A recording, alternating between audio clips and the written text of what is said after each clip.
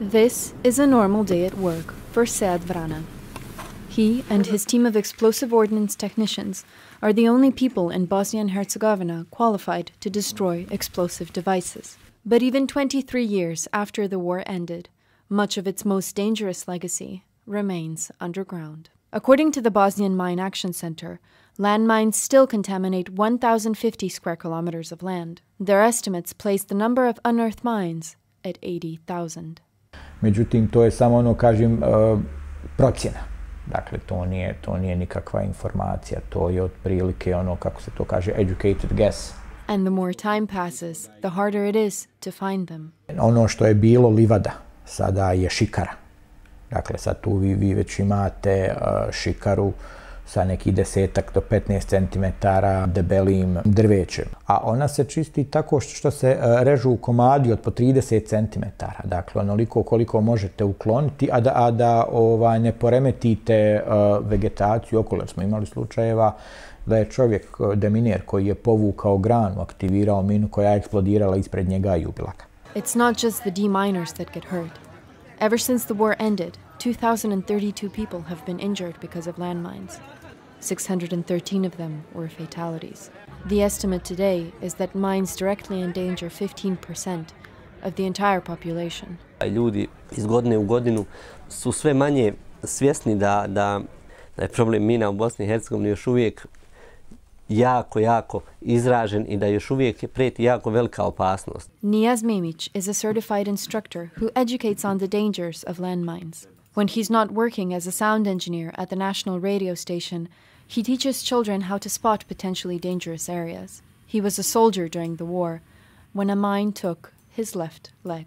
To se desilo, ono što je za mene posebno porazna činjenica da je to relativno blizu Sarajeva, da se to nalazi na 5-6 km od Baščaršije, od centra bukvalno grada i da ta minska polja egzistiraju i dan danas. Nijaz tells me that's not the only area around the capital city of Sarajevo which is still dangerous, and he agrees to show me. We take a ride to Mount Trebević with Sarajevo's new cable car. The original was closed when the war broke out in 1992. It was reopened this April, much to the delight of locals and tourists. During the war, Nijaz spent most of his time fighting in the hills surrounding Sarajevo. Ja sam recimo ranjen u ovoj šumi ovdje. We follow the paved road walked by everyone who visits the mountain. Soon we get off it and into the woods. Nijaz is certain we will come upon minefields. And shortly enough, the contrasting red of a warning sign appears. We find several other signs, all from 50 to 100 meters away from the paved road, all randomly placed, and all barely visible. On the floor lie torn up pieces of police tape that used to secure these areas from the public. Sad vi recimo imate ovdje znak, a nemate ovdje. I sad ako niste vidjeli ovaj znak, vi sad idete dole, dalje i vi ste u minskom polju da niste svjesni toga. Later that day, news broke that a body was found in a minefield, some 50 miles from Sarajevo. The next day, Nijaz introduces me to his friend, Jovica. Jovica worked as a deminer after the war. 18 years ago, he accidentally stepped on one while working. To this day, Jovica hasn't received any compensation. Gazda je ili uzeo pare sebi ili me nije bio osigurao. Onda je 5-6 godina bilo teško. Ne mogu da radim, da zaradim za porodicu. Nisam dobio pare koje sam trebao dobiti, moje pare. Bilo je jako teško, ali na kraju opet sam stao na nogu. Ne mogu reći na noge, nego na nogu. Nijaz and Jovica were both soldiers during the war, fighting on opposite sides. Today, they are friends who share the perils of living with a disability. But because Jovica was injured as a deminer, he isn't entitled to any social support. And that's just one example of how the government sees victims differently. Ratni vojni invalid prve kategorije ima 1200 i nešto maraka, a civilna žrtva rata prve kategorije ima 500 maraka. Znači, u finansijskom smislu je ogromna razlika. A civilni invalidi u toj kategoriji, ja mislim da imaju, sad ću slagat, negdje oko 180 maraka.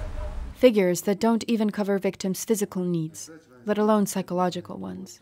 But in a large city such as Sarajevo, the mines can still seem far away.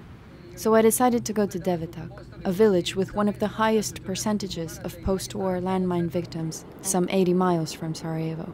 The only time Šefik Mujkić left his home in Devetak was during the war, when he was forced to do so by the Serb army. And while the army has left, their mines remain. Tamo ima još gdje nije čišćeno. Znači ovaj dio odavde pa dole do Ermina to nije niko čistio. Šefik tells me he forbids his grandchildren to go into the woods behind the house. But he says his neighbors frequently go in to get supplies in order to provide for their families. And what he's describing is symptomatic of a wider issue. Deminira se I očisti se ono područje u koje se ljudi vrate I žive, ali su im svi resursi od kojih žive blokirani minama. Zato ljudi ginu. Zato ljudi ginu. Areas such as these woods are classified as Category 3, or low priority for demining. But the authorities are saying that the new 2025 strategy will change this and treat the entire country with the same level of urgency. But why has this taken over 2 decades to change? Bez obzira što je sve prioritet, da kažemo, kad je riječ o minama, mine treba ukloniti I uništiti, nemate dovoljno sredstava. And it's not only funds. The authorities don't have sufficient information either. Pošto nismo tehničkim metodama ušli u tu procjenu, se dešavalo da nađemo vrlo malo mina, nekada ni jednu, tako da smo trošili znači I vrijeme I resurse. They say the new strategy will include a new method called land release, and they're certain this analytical approach is the key to getting the job done. But while the officials may be convinced they will be able to stick to the new deadline, all of our other interviewees expressed serious doubt. The only thing that remains certain at this point is that the people whose lives are most affected will have to wait even longer for something already much overdue.